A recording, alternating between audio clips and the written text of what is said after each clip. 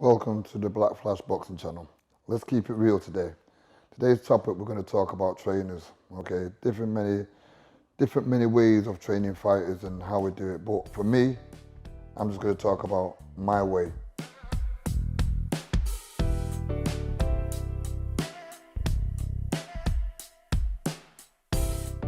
I think trainers today watch trainers rather than study themselves as a trainer.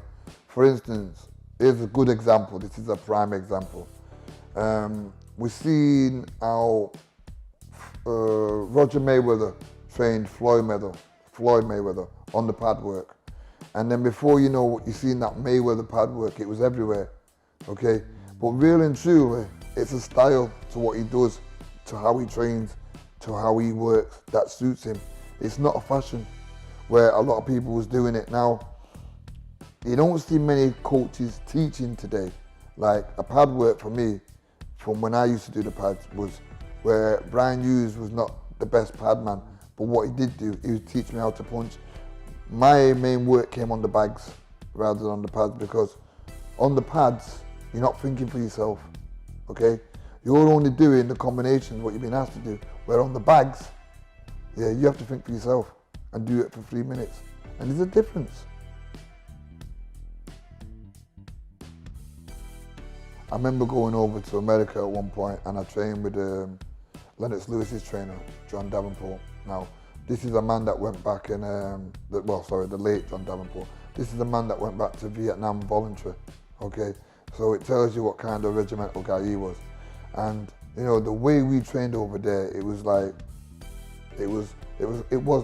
being in the army. And it was a camp, we was on training camp.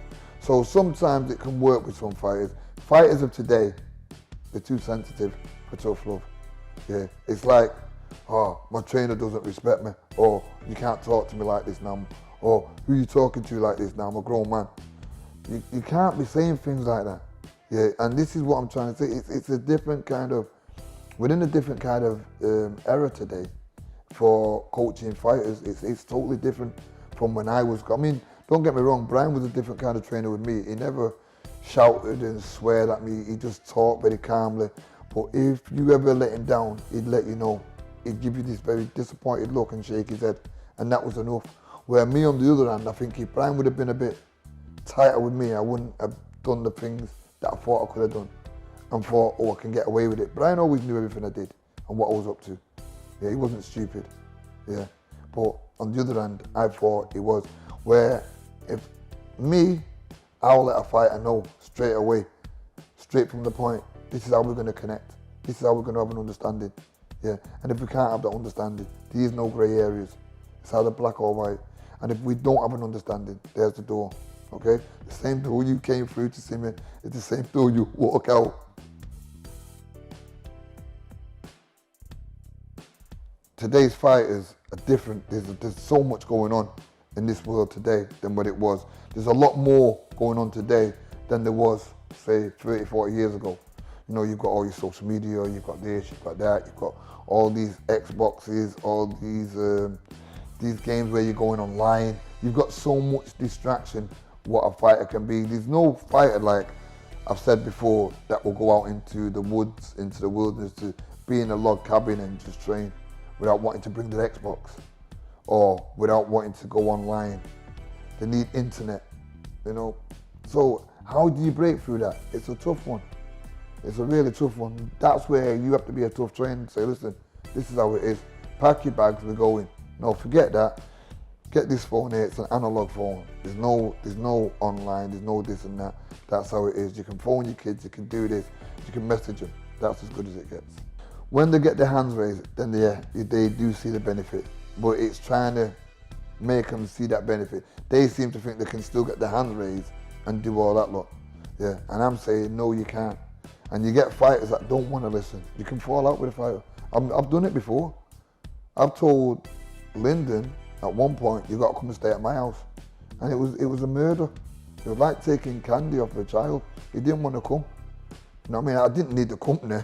I mean, I'm doing it for his own good.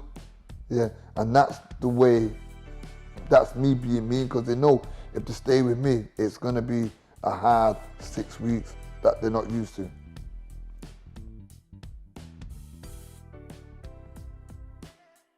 To be a teacher, you don't need to be a student of the sport. You need to respect the sport, analyse the sport, study the sport, and become a connoisseur of the sport. Now, Brian Hughes, for instance, example, the late Brian Hughes, he only boxed in the Marines, or in the Navy, when he was in the Navy.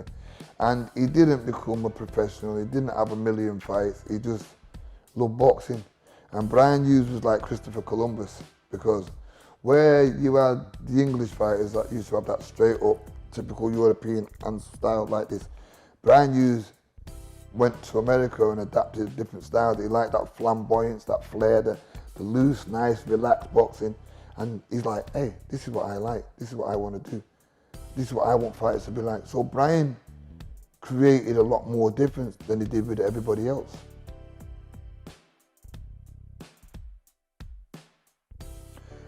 A good trainer will sacrifice a lot for his fighter. That includes not going on holiday, not spending. See, what you got to realise, a trainer is also on a training camp with a fighter. He'll pack his bags, he'll go and do what the fighter should do.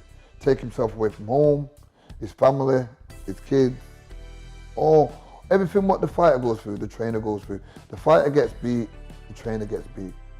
A fighter gets hurt, we feel it. Not as much as the fighter would do, but we still feel it because we go through the same things every day. We spend that same time. To me, it's not a money thing, it's a feeling and it's a passion. Yeah. And when you have that, yeah, that's what makes a good trainer. If someone offered me a fight for one of my fighters and I didn't think he was ready, I'm saying no. I'm not pushing him. Even if I knew he could beat him, yeah, because once he's beat him, there's no going back then. So say for instance I've got a fighter who's 10-0 and he was ranked very high and someone said, do you want him to fight for the British title? I'd say no. I still want him to have more learning fights and more experience in the game. As I've done before with Zelf and Lyndon, this is why I became a promoter, so I can give my own kids the experience rather than getting shoved in because we've got no choice. To be a trainer, you have to be not one step ahead, you have to be 5 steps ahead. Because any trainer what's only 1 step ahead is not enough. Yeah, in this game you need to be 5 steps ahead, and again, I had the best trainer. So all these knowledge and all these experience that I've had, I take it into the boxing game with me. Yeah, and you know, I'm half a century years old now. So I've got all that knowledge from Brian Hughes and myself, yeah, to give all these fighters. And that's what makes my fighters going to be different from every other fighter today. Because I've got so much experience and I've got so much knowledge and I've got so much to teach.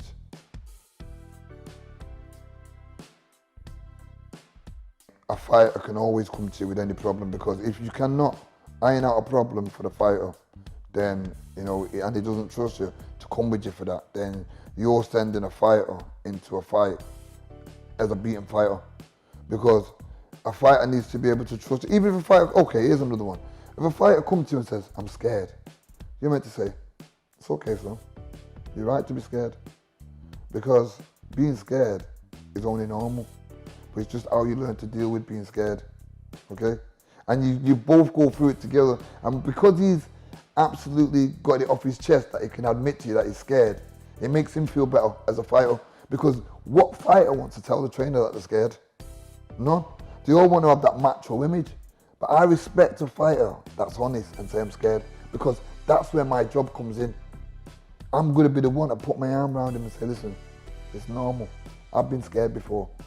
Everything what you're going to go through, I've been through it. So let's talk about how to get past it.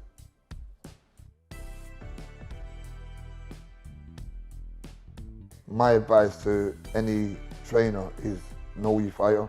And there's a lot of good trainers out there that do know the fighters and have been with the fighters from day one. But there's not a lot of great teachers today, and that's what's killing boxing. You know, this sport is not a money sport. It's only a money sport if you want to be successful at what you do, and that's it really.